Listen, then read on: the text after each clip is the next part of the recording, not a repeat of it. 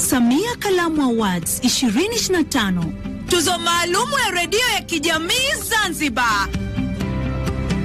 Chombo cha habari cha kijamii upande wa Zanzibar. Mshindi ni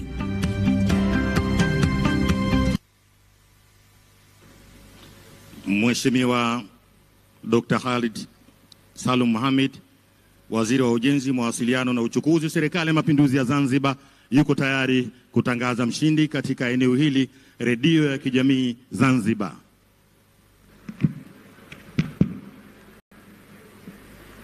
Mheshimiwa Rais Dr. Samia Suluhu Hassan, naomba kumtangaza mshindi kuwa ni Tumbatu FM. Mwakilishi kutoka Tumbatu FM, tunakuomba haraka haraka.